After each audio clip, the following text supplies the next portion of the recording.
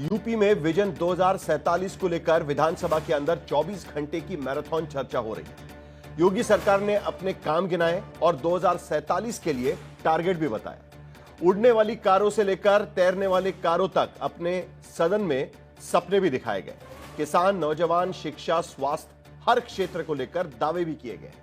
लेकिन चर्चा के केंद्र में योगी राज की कानून व्यवस्था आ गई, महिला सुरक्षा आ गई, दलित पिछड़ों को न्याय आ गया है, क्योंकि कौशांबी के चैल विधानसभा सीट से समाजवादी पार्टी की विधायक पूजा पाल ने भरी सदन में चीफ मिनिस्टर योगी की तारीफों के साथ फूल बांध दिए।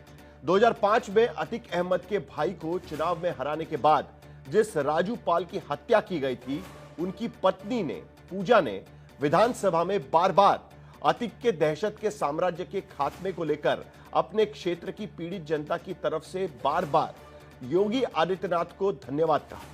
हालांकि खबर है कि समाजवादी पार्टी ने पूजा पाल को पार्टी से तुरंत ही निष्कासित कर दिया है, जिसके बाद पूजा पाल ने कहा है कि पिछड़े, दलित और अल्पसंख्यक यानी पीडीए का नारा देने वालों को ने एक पिछड़ी महिला को पार्टी से निकालकर अपनी खोखली राजनीति दिखा दी। दूसरी तरफ सीएम योगी ने पीडीए वाले नारे को लेकर अखिलेश यादव पर परिवार डेवलपमेंट अथॉरिटी चलाने का तंज कसा है। उसे लेकर अब अखिलेश यादव का भी जवाब आ चुका है। तो क्या कह रहा है यूपी सरकार का विजन 2047 और 47 के सपने पर कैसे भारी पड़ गई है 2027 की चुनावी सियासत? पूजा पाल जैसे विधायकों की बगावत अगले चुनाव को लेकर क्या इशारे करती है? यूपी आज एक नई पहचान बनी है। न्याय दिलाने का काम किया उत्तर प्रदेश की जनता को, मुद्दे की महिलाओं को न्याय दिलाने का काम। बहुजन समाज के, दलित समाज के लोगों को चिढ़ाने का काम करते हो। सशक्त राष्ट्र के लिए सशक्त उत्तर प्रदेश का सपना लेकर विधानसभा में 24 घंटे की मैराथन चर्चा चली तो सरकार ने कामयाबियां गिनाई, लक्ष्य बताए तो विपक्ष ने कमियां गिनाई, गलतियां बताई। लेकिन समाजवादी पार्टी की विधायक पूजा पाल ने जब सदन में सीएम योगी की तारीफों के पुल बांधने शुरू किए तो समाजवादी विधायक सुन नहीं पाए। मैं धन्यवाद देना चाहती हूँ माननीय मुख्यमंत्री जी को, जिन्होंने मेरे छुपे हुए उन आंसुओं को देखने का काम किया जो वर्षों में किसी ने देखने का काम नहीं किया। मेरा दुख, मेरा तकलीफ माननीय मुख्यमंत्री जी ने देखने का काम किया और सही मायने में मुझे न्याय दिलाने का और देने का काम किया। ये पूजा पाल है, कौशांबी के चायल सीट से समाजवादी पार्टी की विधायक हैं, लेकिन इनका ये भाषण सुनकर इन्हें पार्टी से निकाल दिया गया।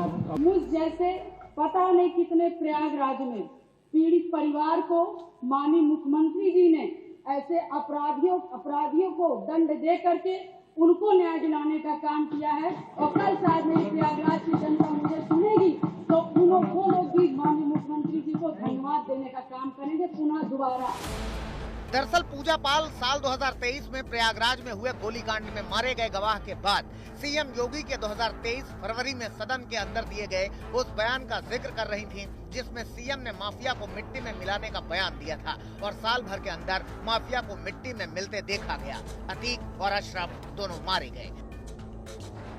पूजा पाल उन्हीं राजू पाल की पत्नी हैं, जिन्होंने अतीक अहमद के भाई अशरफ को 2005 विधानसभा चुनाव में हराया था और फिर उनकी हत्या कर दी गई थी। उसी अतीक अहमद के दहशत के साम्राज्य का खात्मा करने के लिए पूजा पाल सदन में सीएम की तारीफों के पुल बांधे जा रही थी। तो मानने वाले भगवान जी, हनुमान जी को मानने वाले हैं, ऐसे मुखिया उत्तर प्रदेश के सरकार के मुख्यमंत्री बने और शायद मेरी दम घुट रही थी और शायद मुझे दिक्कत हो रही थी और शायद मैं लड़ते लड़ते कहीं न कहीं अंदर से टूट रही थी। इधर विधानसभा के विशेष सत्र की चर्चा खत्म भी नहीं हुई। उधर समाजवादी पार्टी ने पूजा पाल को पार्टी से निकाल दिया।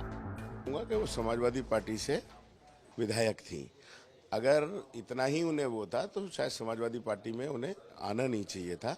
पूजा पाल जी बिल्कुल सही कह रहे हैं। हमारी छोटी बहन है पूजा पाल। उस गरीब अति पिछड़ी जात की महिला ने विधवा होने के बाद इतने बड़े राक्षस से संघर्ष किया।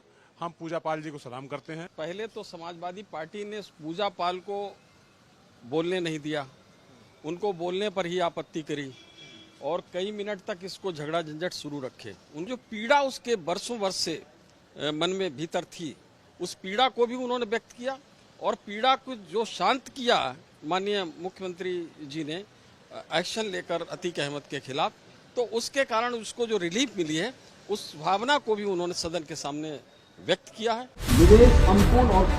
वैसे तो विधानसभा में ये चर्चा यूपी को विकसित बनाने के लिए 2047 के लिए थी, लेकिन पूजा पाल के दावे ने कानून व्यवस्था को लेकर अखिलेश राज बनाम योगी राज में फर्क की चर्चा शुरू कर दी। यूपी सरकार दावा करती है कि योगी राज में माफिया की 4000 करोड़ से अधिक की अवैध संपत्ति जब्त की जा चुकी है। गैंगस्टर एक्ट में 14000 करोड़ की संपत्तियां जब्त की गई हैं। 68 बड़े माफिया, 1400 गैंग सदस्यों पर 700 मुकदमे दर्ज किए गए हैं और माफियाओं के 350 हथियारों के लाइसेंस रद्द किए गए हैं। बड़े और संगठित अपराधों पर योगी सरकार की कार्रवाई का असर कानून व्यवस्था पर भी देखने को मिला है और प्रदेश के अपराध में भी कमी दर्ज की गई है। योगी सरकार का दावा है कि योगी राज में पिछली सरकार के मुकाबले गंभीर अपराधों में 85% तक कमी हो चुकी है। मसलन डकैती में 85%, चोरी में 77%, हत्या में 41% की कमी हुई है। हालांकि विपक्षी दल कानून व्यवस्था के नाम पर योगी सरकार की कामयाबियों पर भी सवाल उठाते हैं।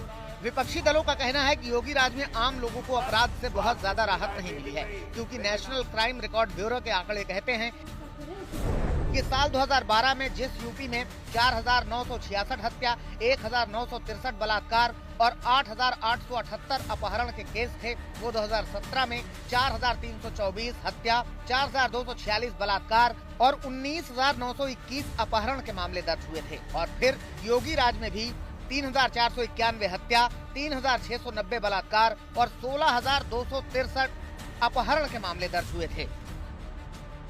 बहरहाल योगी राज में कानून व्यवस्था की चुस्ती पुलिस मुठभेड़ों के कारण चर्चा में रही है और पिछले 7 साल में 8000 एनकाउंटर में 222 दुर्दांत अपराधी ढेर हो चुके हैं और 8118 घायल अपराधी पकड़े जा चुके हैं। योगी राज में 80,000 अपराधी जेल जा चुके हैं। 900 दुर्दांत अपराधियों, दंगाइयों पर NSA लगाया जा चुका है, जिसका असर अपराध और अपराधियों पर लगाम लगाने में दिखा है और अपराध मुक्त यूपी तरक्की की राह पर आगे बढ़ने के लिए सबसे बड़ी गारंटियों में से एक है। आज तक ब्यूरो।